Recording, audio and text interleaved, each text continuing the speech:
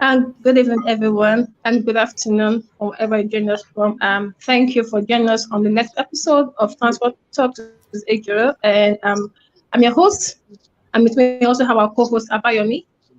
And thank you for joining us now. Okay, so I want to say thank you to our speaker, and so I'll just do a brief. I'll call our speakers just do a brief introduction of himself. Then we'll go straight to the discussion of the day. So let me start from the lady, Engineer Simi. So hello everybody, good evening. Engineer Simi Sola. I work in the transport sector, focusing on the utilization of technology to optimize various public transportation. So glad to be here again. Thank you so much. And Engineer Kola of Park. Okay, thank you very much, Ejiro. It's really a pleasure to be here again. My name is Engineer Kola Ijalano. I'm privileged to be part of the ongoing project in Lagos State, which is the Red and Blue Line rail infrastructure that is happening in Lagos State. Thank you again. And thank you for we had Engineer Kola and Engineer Simi in the first episode. So thank you for joining us here again today. And okay, so Mr. David. Mr. David. Okay. I think you're muted. Can't hear you. You're muted. You're muted. Just a minute. I've been trying to get the right location for proper signal. So you see, I've been roaming the office complex trying to make sure I get something that is. Let me get into another office now and see. Okay. That's fine. Okay. Okay. While you do that, thanks. There for Mr. Olake. So thank you, sir, for joining us within a short notice. So thank you. That's okay. I'm glad to be here. So I'll see what the excitement it's all about. We'll take it from there. Okay, thank you. And of course, my co-host. Abayomi. Okay, you're muted. Yeah. All right. Can you hear me now? Yeah. But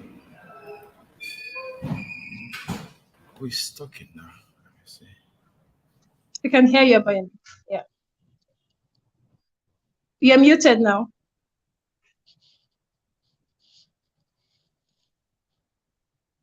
Okay, while we wait for you, I think Mr. David is ready. Mr. David. Mr. David. All right. Thank you so much for receiving me in this very awesome platform. And I want to believe with each contribution we're going to make, it will indeed be educative, informative, and may really give a chat way forward. As my colleague there, Engineer Kola, and so we are like on the same project together now, on the blue line and the red line. And so I believe we may have something to really put down here. So thank you. Okay. Thank you so much. My co-host, are you ready now? Honestly. Abayomi. Okay. Yes, sir. So I want to say, okay, please go on. Okay.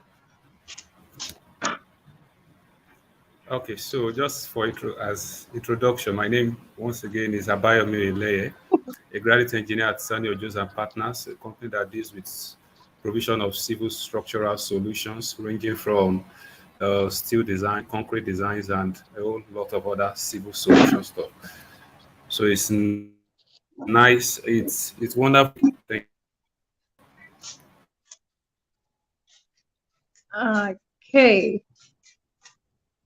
I think we lost you, Abayomi. But so let's go into the discussion for the day.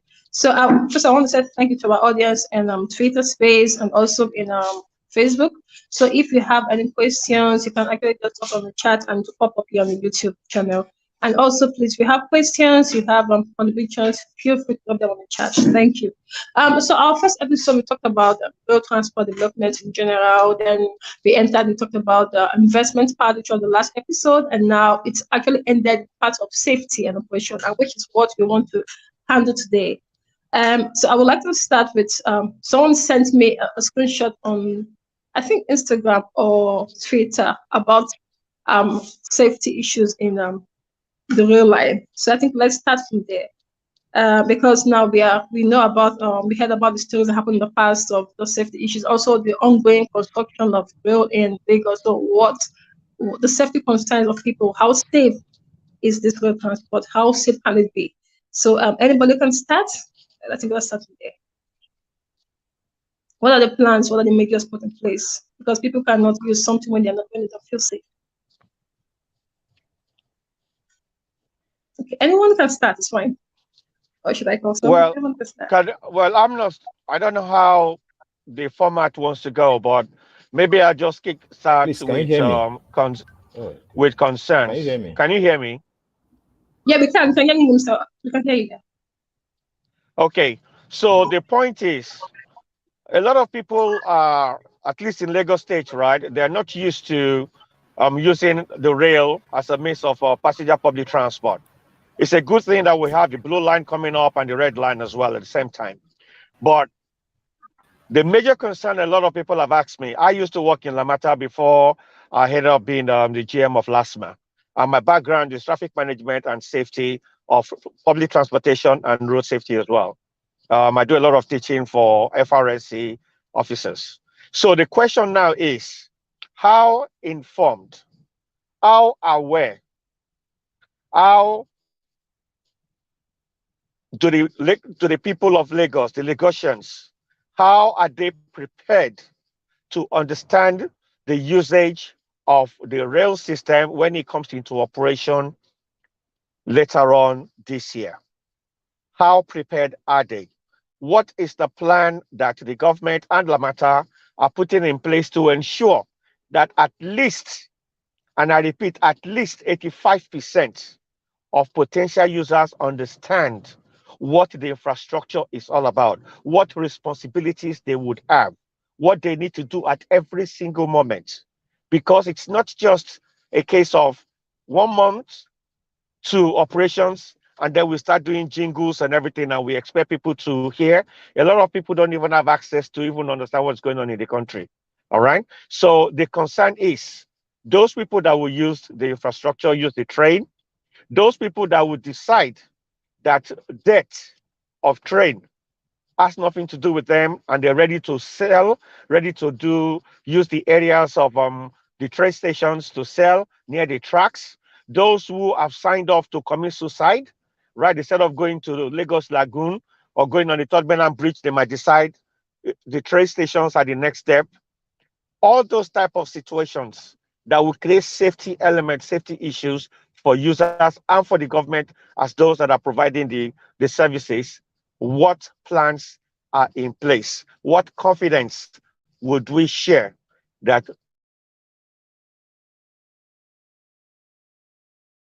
somebody died today, somebody died tomorrow?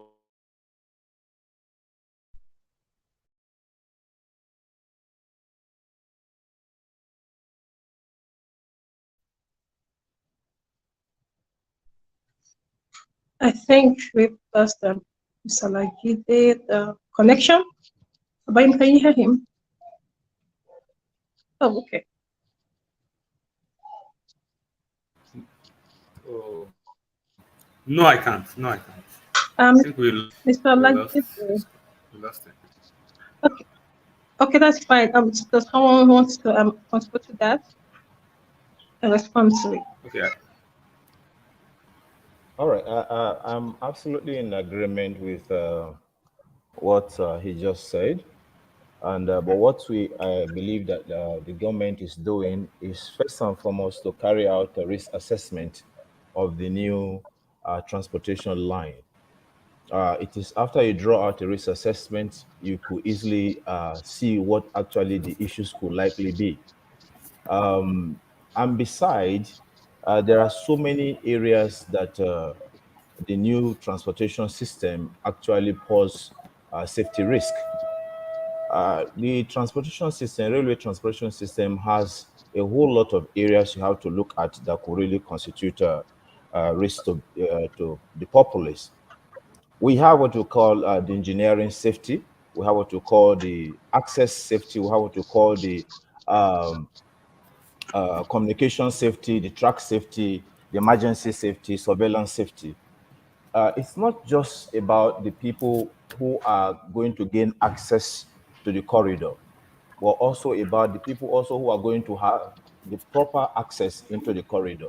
Transporters who really want to really use the rail across to the next destination, they also are at risk unless, like I said, unless they are adequately informed, the orientation is adequately passed on to everyone that is going to be a user or that is going to be by the corridor of the new transportation system.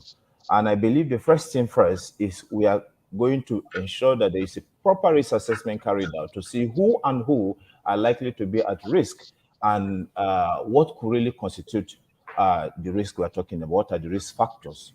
He has mentioned the issue of commuters or even the people living in the neighborhood of this corridor who might want to, of course, take advantage of the corridor to commit railway suicide or track suicide and all kinds of stuff like that. And that is where the issue I mentioned, what we call communication safety, comes in, which is a very serious thing that it must be something that is done like 6 to 1 year notice of just orientation, passing it through whatever means possible, radio jingles, community newspapers, magazines, everything have to begin to educate the people on the potential hazards that are associated with this new transportation system. And you may have to engage community leaders also or community head to be able to reach out to the grassroots community so that everyone will know exactly what is at stake here. So if I want to go from that point, I will also, like I said, I want to mention some of the possible areas where we can associate the risks to. And one of it, I say, we have what we call the engineering safety. And under the engineering safety, actually, I'm talking about the structural asset. You see, if the design of the station or the design of the platforms are not done in a way that it's friendly, it could also endanger the life of commuters, because you have to look at the staircases, you have to look at the escalators, you have to look at all these things have a way in which they can discourage or encourage users, because you couldn't do a steepy stairway and you expect elderly people to want to take the stairway. You couldn't have an escalator and you have not educated people on how to use the escalator, and they come with their long gown and their long attires and want to use escalators. So these designs are an area where we actually educate people on what they should expect at the railway station and how they should behave themselves in order to keep safe. I want to rush fast. Then we have the access safety.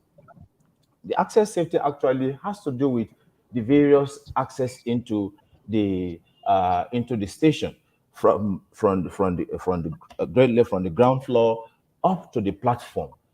What is it like? How is it like? What are the possible dangers that you could envisage along the access? If there are dangers, we need to find out if there are dangers, and then we'll now know, okay, how do we eliminate these dangers? That is for access. We have to check if the accesses are safe enough. And then we also have the surveillance safety. The surveillance safety here, what to categorize here actually is about security. You may say, what is secure relationship between security and safety? So much relationship. They are not the same, but they are closely related. Because if you don't have proper security surveillance safety measure in place, what will happen is that you may likely have a whole lot of people that you don't really want to have on the station or in the train, in the same train. But with the proper surveillance system, you know that, of course, whoever is in the train is the right person that should be in the train. And so with that, you can guarantee the populace or people who are boarding your train that yes, they are safe when they are in this train. And so they have to be gadgets, they have to be CCTV cameras, they have to be all kinds of things to be sure that whoever is coming in, he knows, and they know that there are CCTV camera, they are captured, they know every move you make, they know, you know that you are already covered. And you have that, and that will also guarantee some level of safety, so that people are not handled or mistreated or scared away from the transportation system. And we have the one I said, track safety. The track safety, actually, this is also part of engineering, because you see, there must be a proper management of the tracks. Because if you don't manage the track properly, what will happen? We have what we call buckling. Buckling is when a track becomes the temperature of whether the machine, the rolling stock, or the weather begins to cause it to expand. And so that could also derail a train. It could cause a whole lot of problem. So there must be a proper safety on that. And we now say, okay, what is the plan for making sure that the tracks are always in order at the time they should be checked, at the time they should be maintained, and so on and so forth. And so we have emergency safety also. So, but I just want, since the discussion has just started, let me stop at this point, because my boss that was talking before, I think the communication issue kind of prevented him from continuing. So I may just stop here. Let him just continue from where he stopped. Thank you. Okay. I don't know, Mr. Olagi, did you want to continue, or should someone else just chip in? Yeah, I think somebody should just continue. I mean, I'm enjoying. Okay. A lot of us can also learn from the intricacies of the engineering side. Anyone can just come in. Okay. Okay, so I'll just chip in. Very interesting conversations. You just drove right into the safety topic, and you're talking about the concerns, and I'll just start with that because I feel like to truly understand what the safety concerns of people are, right? I believe that the agency in charge, the government, should actually carry out a survey of a sample size of the public transportation users, asking them what exactly are their top 5 concerns, right? Or even top 10 concerns in using the rail or using the train. And from there, analyze the data and then find out what do the populace really see as concerns, and then from there begin to tackle them one after the other. I know that sometime in 2021, the agency was carrying out surveys on safety in how safe people feel in around bus transports, right? And they with that results, they could assume that, top safety concern was being robbed, for example. But then from the results, you could see that there were a lot of concerns such as sexual harassment, not having enough money to actually travel, being molested, also being robbed was also there. But it's easy to assume what the top safety concern is, whereas what the populace think is something different.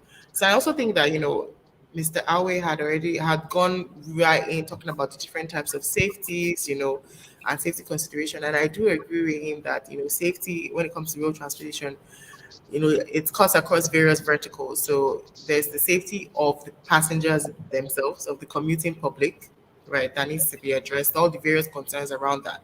There's the safety of the workers as well. So both the rail work, the track, workers, the maintenance staff, the terminal operators, ticket sellers, safety around those personnel, as well as safety of the assets itself, of the infrastructure, right? Safety of the stations, safety of the trains in itself, right? And then also data safety, right? In terms, so with the trains, they're projected to move over what I think the blue line is, it 150 passengers a day. So that's a lot of data, right? So there's that safety aspect as well.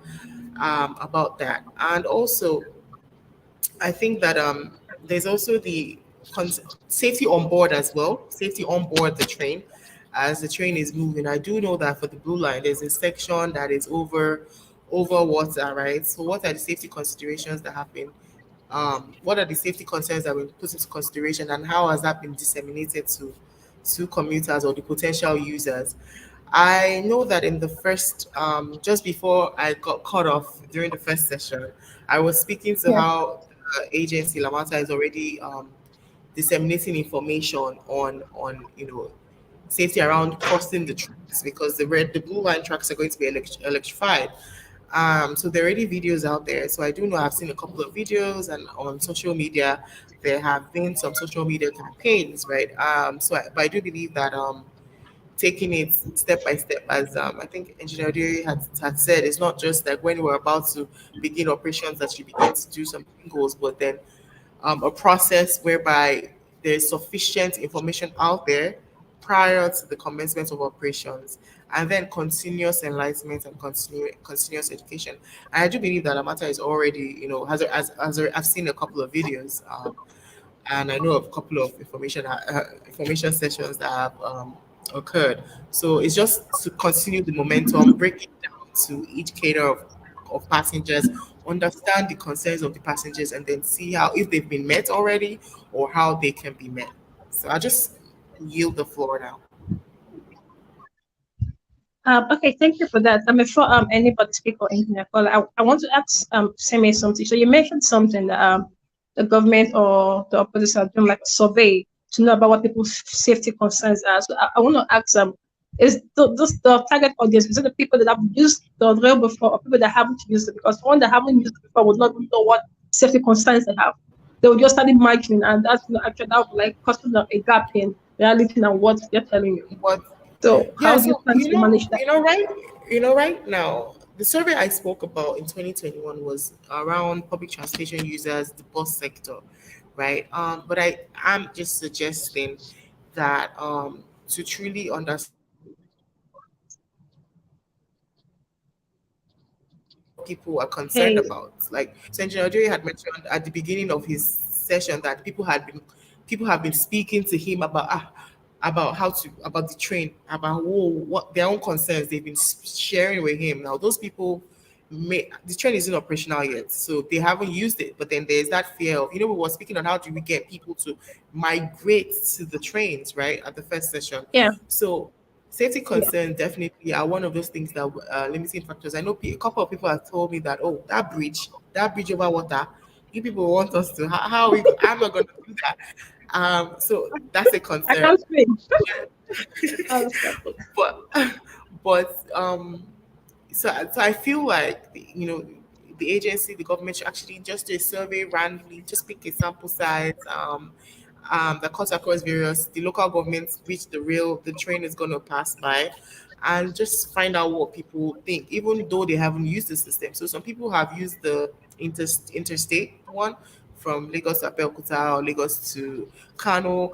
Everybody was aware of the kidnapping situation. That can be a concern for people. So it's like how, even though they Okay. haven't used the system, just generally just get a feel of it. And then of course continuous feedback. So or when it starts as well, you can continue the surveys, find out, oh yeah, what do people feel. I do know that Lamata actually does a customer perception survey for the buses. So it's something along the line that I'm pretty sure they would want to implement when the rail starts. But I think prior to the rail, just a pre-operational safety survey should probably be carried out. Okay, thank you so much. Engineer Kolo, anyone wants to add to that, respond to that question? Yeah. Okay, thank you very much. I'll just quickly want to identify an area that we've not spoken about, and that's basically yes, I understand when David talked about the different safety concerns and things like that. In so much more, while I'm not trying to underplay that in terms of engineering safety, things like that, those can easily be managed, and the processes, doing the stairs, the engineering processes that you put in place to ensure that the railway operation is safe. But I think the major issue is the public, the users.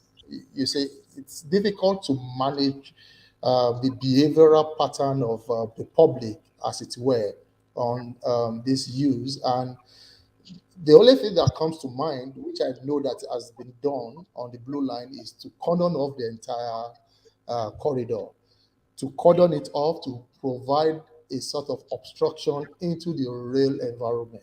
So therefore, if you don't have any business in the rail vicinity, except you now climb over the fence, or except you now break into the track, there's really nothing anybody can do at that point in time, you see. So I think one of the ways in which the government and the Lamata has put it in place is to actually cordon off the entire corridor, so that at least there's a physical barrier into the rail environment.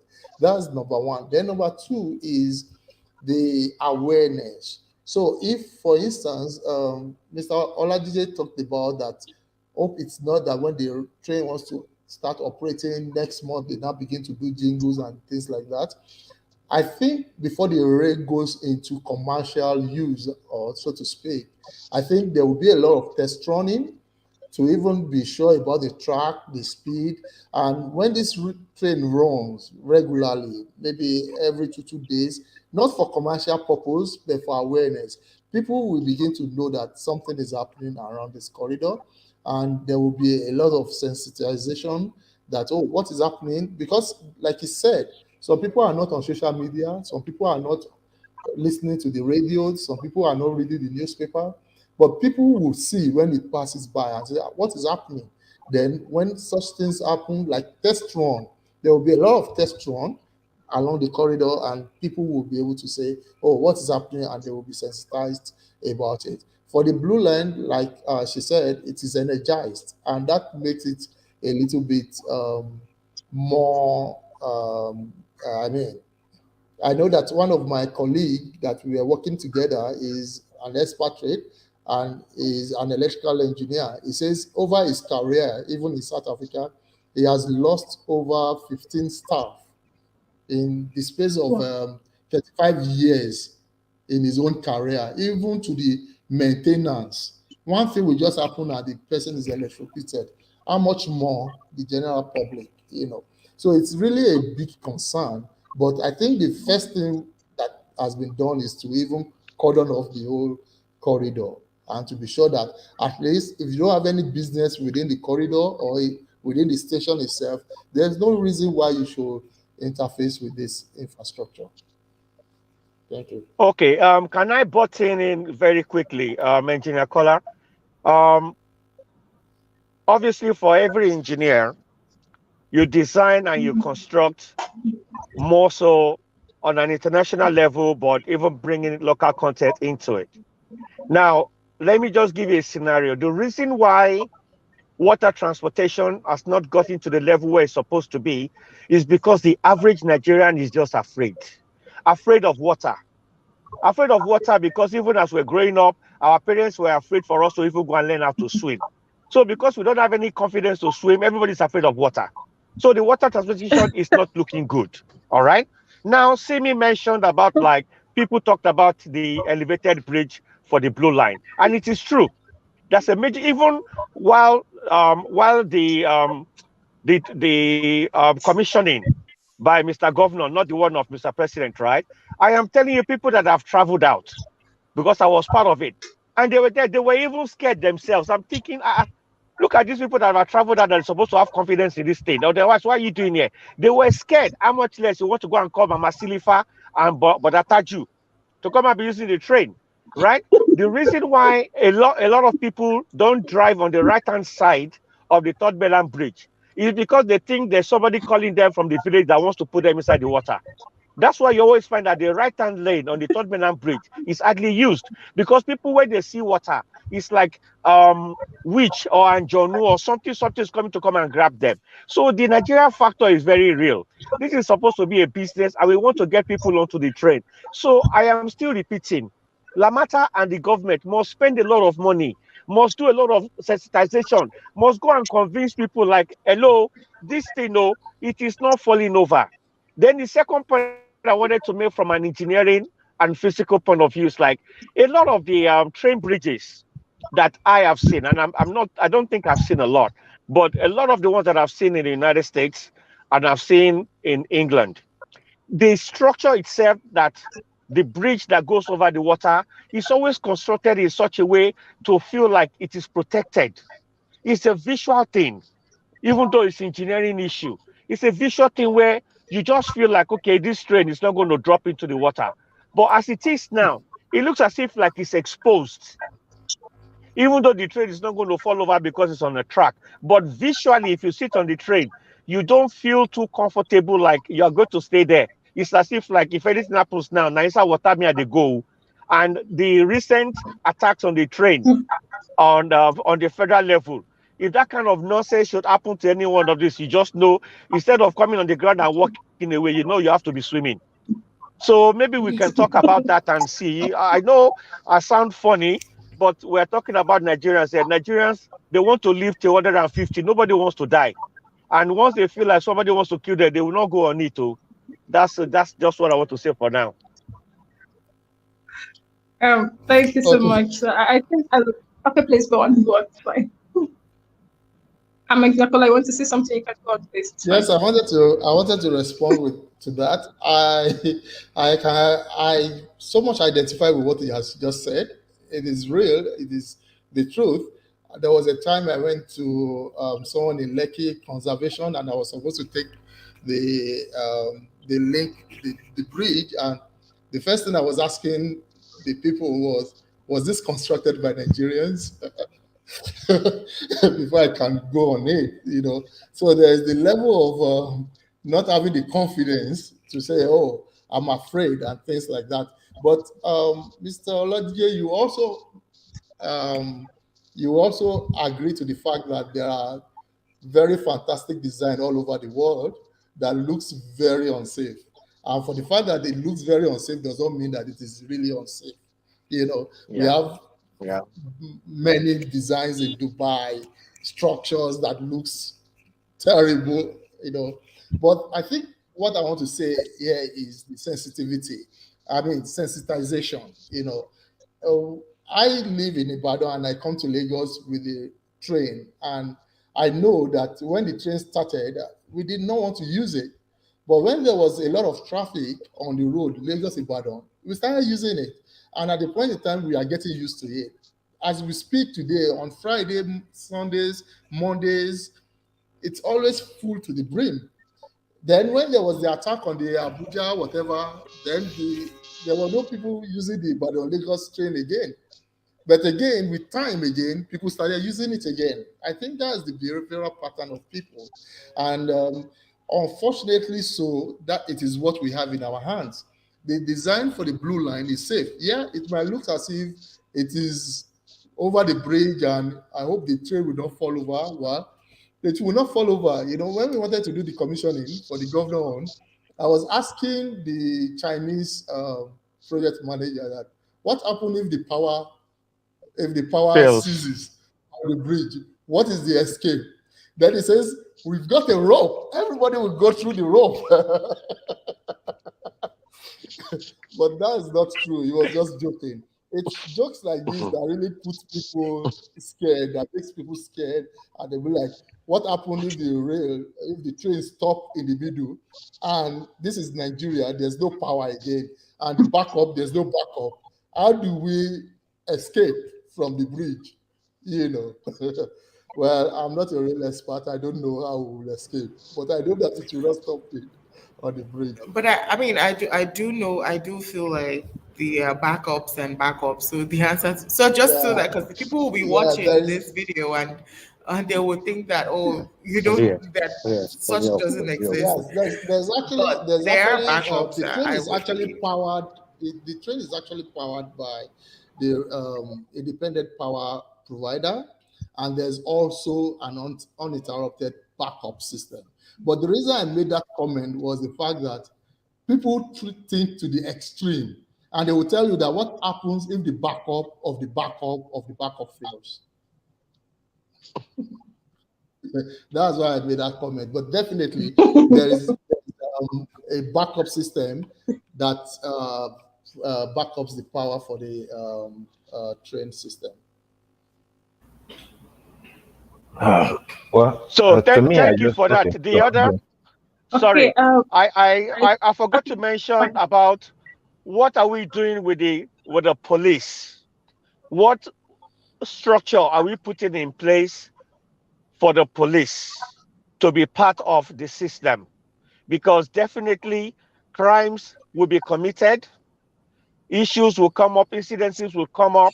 So the emergency situation, what is in place? Are we going to be sticking with LASEMA, or are we having public transport safety unit on its own? What is the plan for that? Because the way the Nigerian police operates right now, if they don't have a clue of transportation issues and everything, which it means we're going to be wasting our time. So people need to have confidence. Like if I'm using the trains and someone robs me, that the police or some system would come and protect me or to retrieve whatever has been taken up. So all those sort of things too is all part of safety in terms of like safety of your own personal goods and items, apart from even safety of yourself from injury for someone that wants to cause you harm while you're using the train. In Britain, for example, they have what you call the transport police. All right. So are we thinking in that line as well or not?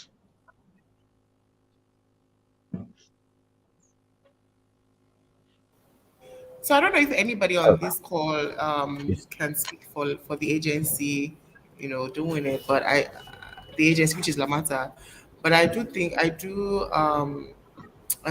know of that Lagos State has this has a new security agency, the Neighborhood Watch, and I know in the past they had partnered with interagency partner collaboration, even with LASMA, and to ensure that there's safety and security across the various transport infrastructure. But I would think that it's something that the agency should actually communicate. That's a great point, and I don't know if anybody on here can speak for the agency. I certainly cannot, but I think that that's why these conversations are key, so that um, the ideas of information to be shared would be identified. Just to respond to Mr. Ladige's comment. Sorry. Okay. David, you can go on. Please can go. It's fine. Okay, thank you. David, okay. No, I just want to say something. When I started, I said, before this project came on board, a whole lot of stuff went on. And there was a risk assessment of what are the likelihood when it comes to safety concern. A whole lot of stuff. For instance, we have locomotive heads. And the reason why we have locomotive heads, they don't run, locomotive heads are not on electricity. They are manual, they are DMU. So what happens is, even when you get stuck at any point and you get the whole battery, everything is down, let's say everything is even down, the locomotive heads are there. Wherever they are, they can come tow the train to the other end. So we have that has been taken care of. And also there is a communication, for instance, presently they are working on a communication infrastructure, so that between the station and the track, communication can continue, because the station and the track are two different things, but connected. So, but between the station and the track, there will always be a communication line. So that has also been observed, that anything could happen between the station and why the train leaves your origin, getting to destinations, anything could happen. That infrastructure is also being finalized, so that at all time there is a communication that something is happening here, get us this emergency support, and that and so forth. So as far as safety is concerned, so much, the little I know on this project, so much has already been put in place. But one thing I believe that we need to really work on the more is like what she said, Simishola said also, was that we need to say gather data. Looking at the corridor where this transportation system cut across, we need to gather data of what are their concerns, so that this data will inform us on what actually we are going to sensitize the people on.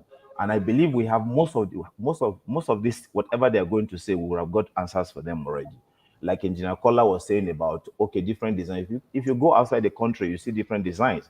And you could just go outside the country, get some of this worst design, like you said, and then it could be part of the things you could display that in this country, this is how their train is. You can see ours is better and it's designed for 200 years or for 100 years to be operating in this manner. So I believe, for me, that most of the things, but it's very important we take a data of the people that are likely to use this and then use that to see whether actually we have adequately provided for both the control and mitigation measures. Have we got adequate control and mitigation actions put in place? If not, then we now know what we need to put together to meet the public, because we must meet the public before the really commercial time comes in. That is just, I want to just kind of push that across, that there is already a risk assessment was carried out safety-wise to see exactly what and what could really happen and what should we do so that we make sure there are answers in case people have questions. Thank you.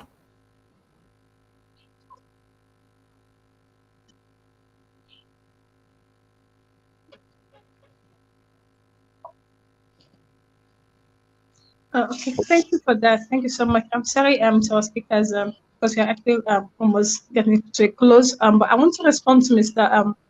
Oladije's comment. They talked about safety of the goods.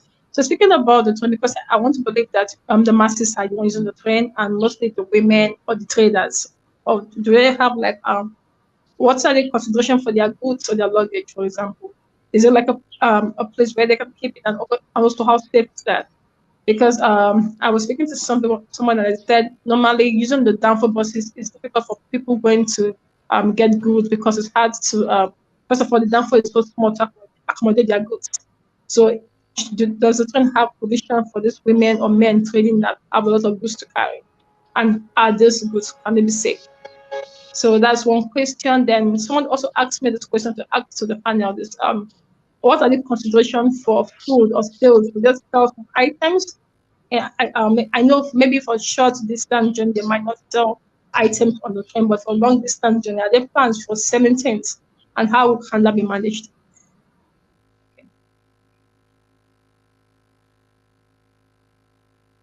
Ejiro, I didn't get the last part of the second question. It wasn't too clear. Yeah, so what are the concerns? And so someone asked in terms of feeding or sales of goods, maybe for long distance train, are there considerations for selling items? And who's going to manage that? Because if it's a long distance, someone might be like, oh my God, okay. Or mostly in the morning when people leave very early for work, they might need to want to eat something. Are there plans for that? So someone asked that, so I should ask that to the panelists. So, just like These are the needs of the masses. Yeah. Just like with most train stations, they're usually like internationally, they're usually like little kiosks up front where you can get like a beef patty, a meat pie, or a sandwich, coffee. Some have Dunkin' Donuts, some have, Krispy Kreme, various concessions at the various train stations, right? I do believe that taking into consideration the bus terminals right now in Lagos State, I'm sure the train stations wouldn't be left out. Because right now, if you go to, for example, the Ikeja bus terminal, you see that they do have like a breakfast stand. They have a coffee stand. They have even a full blown food court where you can get like your rice, your jollof rice, your fried rice, your chicken. But there are like breakfast, the drinks stores. So I do believe that definitely the agency would be considering, because these train stations are huge, right? Considering the videos that we've seen, so there's sufficient space for businesses. So if businesses, people that want to sell such foods. However, on the train, I doubt that, because this is intercity. It's not the maximum distance is. I mean, well, it depends on the line anyway. But for example, the first phase of the Blue Line, according to the video that was disseminated, it's going to be around 20 minutes from mile 2 to get to Marina. So, and by the time they extend it to Kukumaiko, perhaps may not be over an hour. But it's not it's not a long distance interstate train whereby you would need to have like food carts and where you can buy food and or snacks or drinks on the train. However, the train stations, I believe that there should definitely be sufficient room for provision for that. If I may comment also, I thought I heard something whether it's going to allow for people who have loads to join the train. Yeah. It's was that, did I hear Yes. that from you? Okay, actually, it's of course it's an intrastate. Yes. That's the question. Yes, but it cannot carry heavy load. It has room for load on top of the train. There's room for load, and then of course inside you don't have room for that much load, maybe except your handbag or just little things you carry. But it's not really designed to carry heavy loads like people who go to buy cartons and cartons of load. No, it's for just light loads. So it allows for load, but not really heavy loads like you see the buses that traveling interstate carry heavy load everywhere. No, it will not, it's not allowed. It can carry light load, but not too heavy loads. Yes.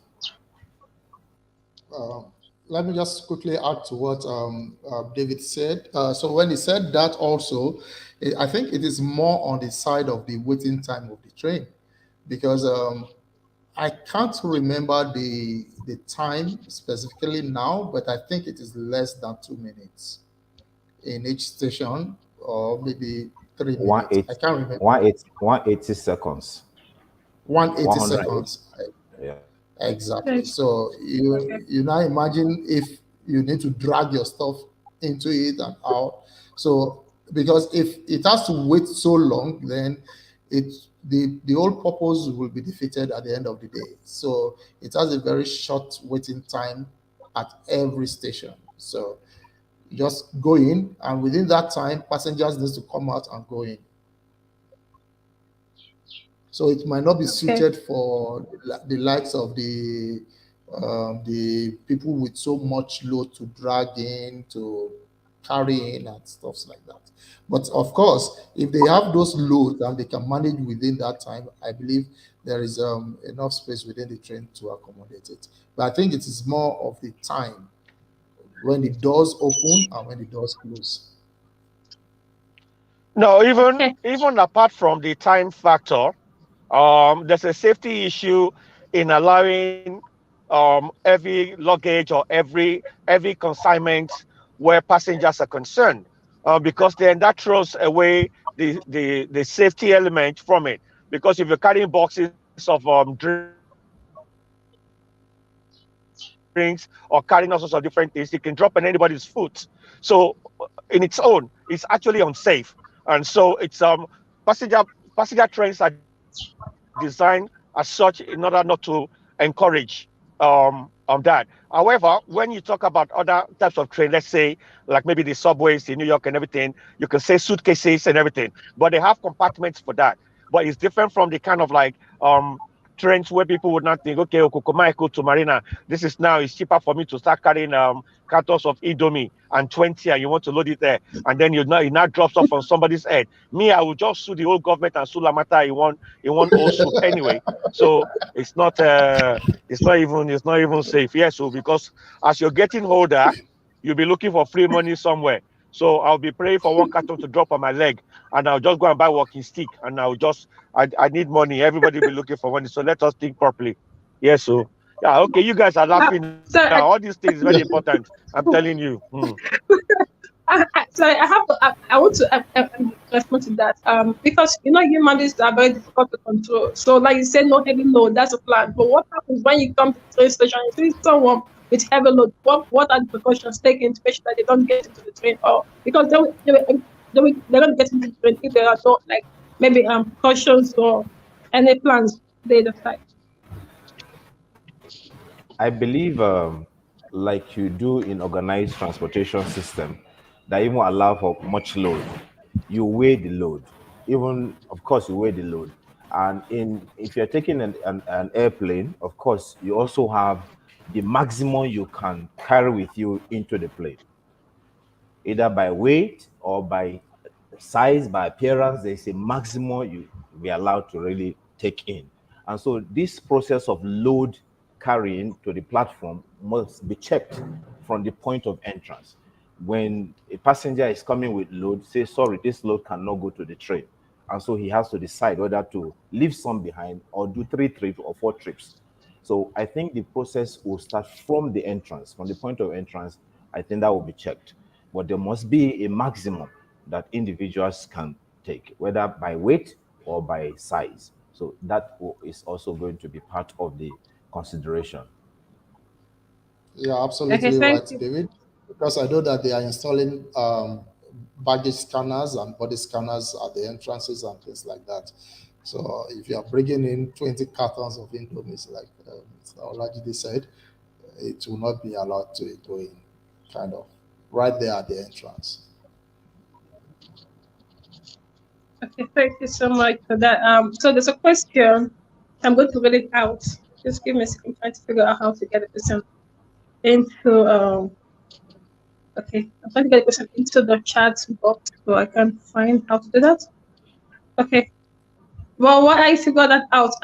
I think I don't know what the plans are for because one thing I know is like Mr. Okay, yeah, Mr. Olagide said talked about water transport, and we also have the land now, also the rail is upcoming.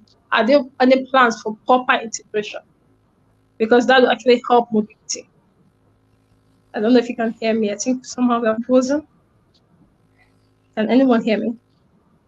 Yes, but not properly ahead, Okay. something like transport integration, right? Yeah, integration. Yeah, Yeah, it's talking about whether is it designed in a way that it could be we can have experience this intramodal system, so that yeah, where the road connect to the railway, and the what do you call it, the Waterways. waterway The connect to the waterways. railway. I think, to me, I think something is connected that way, but it sincerely is not properly integrated. That is a fact. But somehow we're trying to see how we can still get it connected in that way. If you look at the blue light now, it's possible to still do that for the blue light at Marina. You could do that. You could have the waterway connected to the blue line. And also, if you look at the red line also, you could see that, you see the train station, where the train station ends, there are other inner feeder roads where we could have other buses that go into the inner community. They can come in there. For instance, presently now, I think Lamata is trying to do something they call quality bus, QBC, quality bus corridor. So they're trying to do something called quality bus corridor. That means connecting those feeder roads to the what do you call it, to the BRT, and the BRT also could also find a way to connect to the train. So the train to the BRT and the feeder road to the BRT, and then also the feeder roads to the railways. So there is a process already going on. It is something, because I think it's an afterthought. The design and everything is afterthought, but they're trying to do something that will see how many roads could be connected to the train station and how many roads could be connected to the BRT. So that is already ongoing. Like I mentioned, the QBC, which is already in the pipeline. Any moment from now, all that will start off. So, but for this present, what we are doing, the blue line, the blue line does not have that so much advantage, unless, of course, it still can work, because you have stations like in Maitu, you have station in Okokomaiko, you have stations. So we could see get up that we could still take advantage of those stations to connect to the feeder roads and get passengers coming. But for the waterway, we could connect from Marina. That's a little I think I know about that. I think somebody can just Yes, add. I'll speak just to clarify. Thank you for that input. How I do know that the vision of Lamata is to provide a world-class, sustainable, integrated transportation system, right?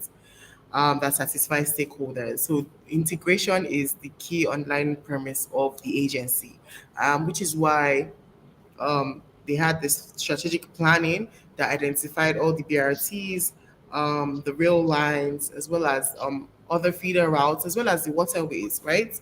The plan is integration. It's always been the plan. It actually is the plan. If you look at the blue line actually runs parallel to a BRT corridor, right? And I know that right now there are operations from Oshodi to Mautu right now, even though the train isn't operational. There are bus operations from Oshodi to Mautu, just standard route operations, just regular high capacity buses. So there's already integration there. Once the rail starts, there's already that one route. However, of course, there are a plethora of feeder routes, right? And considering the vision of Lamata and the work they've been doing to achieve integration, I can definitely assure you that there's work ongoing right now with the bus department to actually identify those feeder routes to ensure that people can move, from the interiors or wherever they're coming from to the rail, and also from the rail to wherever they're going. To speak to Marina is like is what level 3 or level, I don't know. It's actually a great integration point whereby you integrate with bus, rail, and waterways.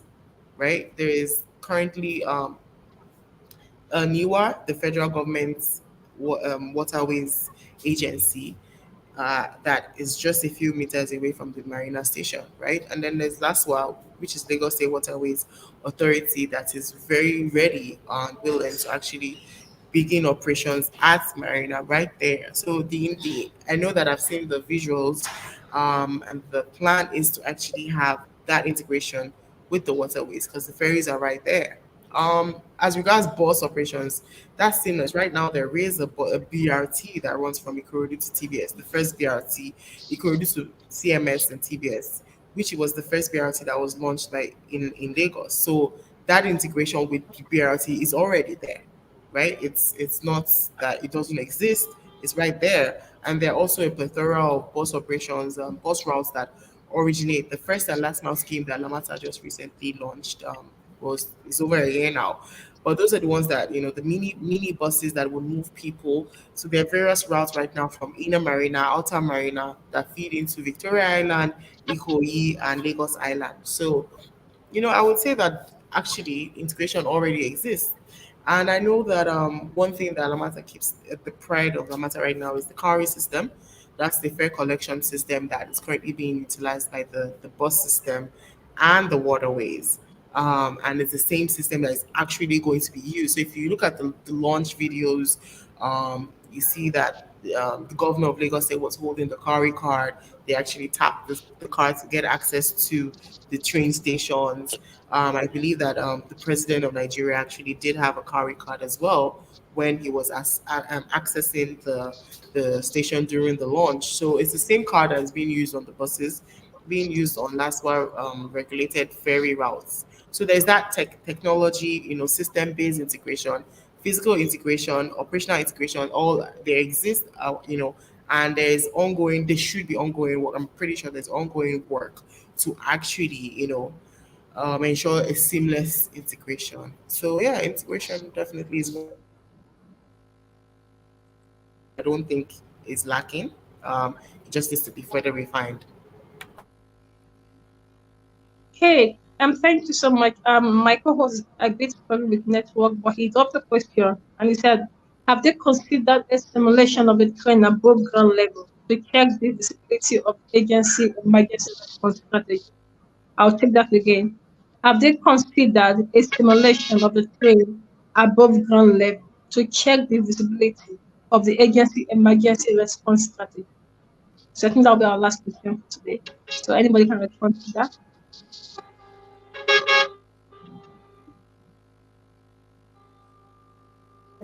Well, I wouldn't say a simulation has been carried out, but I could only say that emergency plans are in place. And that's at elevated. That's, of course, the question is at elevated. Is it at elevated tracks or just general, just across the length of the tracks? I think the question meant elevated track. Elevated tracks. That's what it's okay, fine. level. At elevated tracks, for now, I want to believe the plan is there, but what is physically available now is that there are a whole lot of systems in place that could allow for emergency actions. Like I mentioned the other time, I said we have what you call the locomotive head. The locomotive head is there to support. We also have the water, what do you call it, fire hydrant system. There is a whole lot of fire hydrant system support on the elevator. Okay, anyway, let me know, because when you say elevated track, now we're not just talking about station, we're talking about station. So we have the what do you call it, locomotive head, which is there, and we have the communication system. The infrastructure is already being built, it's ongoing. So, but I don't know if there is any relationship with any external agent that could really support in times of emergency. But this is Lagos State. We have all the emergency agency all around. But for what the station could do itself, we have adequate system in place that could ensure that whatever emergency support is required at elevated level, at elevated track, it will be provided, because those communication lines are there, and then the locomotive heads are there, and I believe that could serve for the interim before we get other third party to support the system. But I wish somebody is there to further throw light to it. But I know of these few things are ready to really support the system at any time. So whatever happened at elevated track, it can be supported. It can be supported instantly. Yeah. Okay, thank you so much for that. And it's been quite an interesting discussion. I think I'll call it a day. So I want to say to Mr. Oladeki, Mr. Kola, and Mr. Davis, so any final words? So we spoke on safety, we spoke on integration, we spoke on operations. So any final words, or what do you think that we should know that was not mentioned before we call it a night? So we'll start from Mr. Oladeki, please. Well, thank you very much for the opportunity. I think in a way we've spoken about a lot of ways that even though some of us might be involved, we know what's going on, but the majority of people that will be using the trains may not know. So all these things are very important, and the reasons why other countries, why we trunk to go to their country, is because they take safety as very, very important. And I think we should emulate that and do the same, because it's so easy for enemies of progress to take any incidents and build it to such a great level to spoil the plan for the people. And so, but if those in authority have calculated and looked at the risk factors and talk about it, mitigate against it, and share all information and warn people and punish people for doing the wrong thing so that it doesn't spoil the business, I think we're actually on a good track to making Lagos a bigger place to be. Thank you so much for that. Thank you so much. Engineer Kola, please. Oh, well, I'll just quickly say that the issue of safety is an issue that cannot be bargained with. And I'm on the project, and I've seen a lot of safety interventions that the project has put into place. For instance, a quick thought about it is on the red line that we have 4 overpasses, 4 bridges. We don't need those bridges, but it is for the safety concerns that those bridges were constructed. The bridges does not come cheap. So it's not necessarily that we need a bridge, but it was from a safety point of view that those bridges were constructed, so that there won't be interface between the vehicular movement and the train movement. So I can assure anybody listening that the agency and the government has done so much and has invested in so much a manner in safety as it concerns the red and the blue line. Thank you. Thank you, Mr. Davis. So, why you want to say what you want to say? You also mentioned that there's a slight difference between security and safety. So maybe you can add that to your last comment, because we have a lot of transport students that want to watch this later. So please just also emphasize during your comment. All right. Security and safety, they have integral relationship, and definitely there is no way you could say a system or an organization or a transportation system is safe if it is not secured. Because even if it's secured, if there are loopholes in safety, even if it's secured, if there are loopholes in safety, it defeats everything. It defeats everything. And the failure of safety on this project or in the operation of this project will mean the entire failure of the entire objective, because it could bring the whole operation to a halt. And although safety is one of the things you undermine, but when it comes knocking, of course you can see that every other thing must give way, everything will stop. 100% everything must stop. So in order to prevent a situation where we have to get to be stuck, I think it's important that safety must be given priority. Like a popular saying, safety first.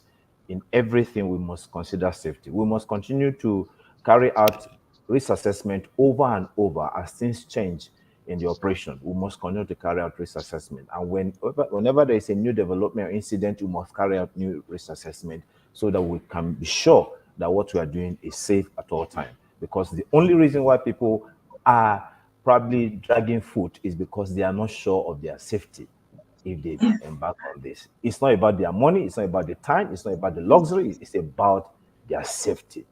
So therefore, it's a key thing for whoever is running this operation to really make sure so much is invested into it continuously. Thank you. Thank you so much. Thank you so much. I want to thank Mr. Olajide. Talked about awareness. If you start doing this now, so people can start getting aware and know that these things are good and necessary for growth. Thank you, Engineer Kola, and thank you, Mr. David. Also, to Engineer Simi, that I think he had to go for another appointment. So thank you so much, my co-host. Thank you. Also, thank you to all our audience and the ones of the future audience are going to watch this episode. Thank you so much, and we hope we're able to tell you more about rail transport in Nigeria. So thank you so much, everyone, and have a good night. Thank you. Bye. Thank you very much. And Thank you very much. Thank you.